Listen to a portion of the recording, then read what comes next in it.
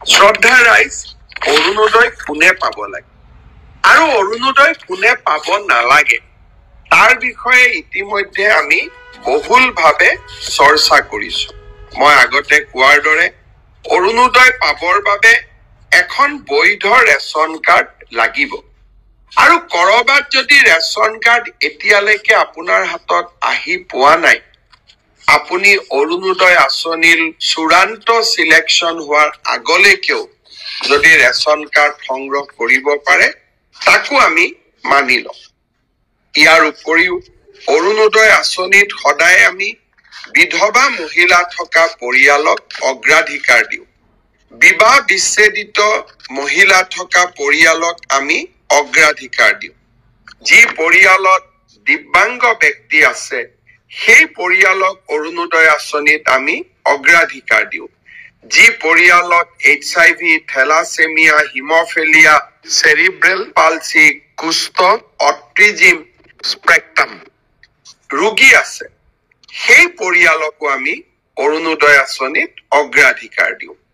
দ্বিতীয়তে, যিসকল মহিলা বৃদ্ধাশ্ৰমত আছে, যিসকল মহিলাই ভিক্ষা কৰি মানুহৰ ঘৰত খুজি মাগি খায়, তেওঁলোককো অৰুণোদয় আঁচনিত অগ্ৰাধিকাৰ দিয়া হয়।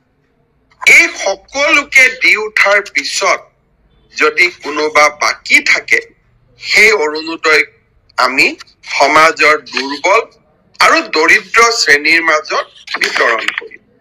অৰুণোদয় আঁচনিত চৰকাৰী কৰ্মচাৰীসকল অন্তৰ্ভুক্ত হ'ব নোৱাৰে। আয়কৰ পৰিশোধ কৰি থকা ব্যক্তিসকলো অন্তৰ্ভুক্ত হ'ব নোৱাৰে। আৰু যি পৰিয়ালত 4 চকীয়া বাহন আছে তেনেকুৱা পৰিয়ালো এই আঁচনিৰ অধীনত আহিব নোৱাৰে। মই আশা কৰো আপোনালোকে অৰুণোদয় গাঁও সভাত এই নীতি নিয়মসমূহ মানি চলিব। অসমৰ প্ৰায় 40 লাখ লোকে অৰুণোদয় আঁচনি পাব। ৰাজ্য চৰকাৰে প্ৰতি মাহত প্ৰায় 500 কোটি টকা খৰচ কৰিব লাগিব।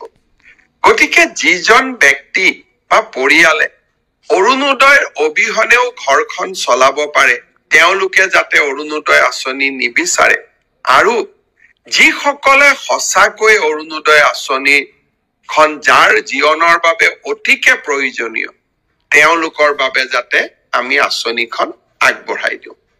মনত ৰাখিব, অৰুণোদয় নিৰ্বাচন 15 ডিচেম্বৰৰ পৰা 28 ডিচেম্বৰ আৰু এই সময়ছোৱাৰ ভিতৰতে আমি গাঁও সভালৈ গৈ অৰুণোদয় আঁচনিৰ বাবে নিজকে অন্তৰ্ভুক্ত কৰিব লাগিব। পুনৰ এবাৰ আপোনালোকক ধন্যবাদ জনাইছো। নমস্কাৰ।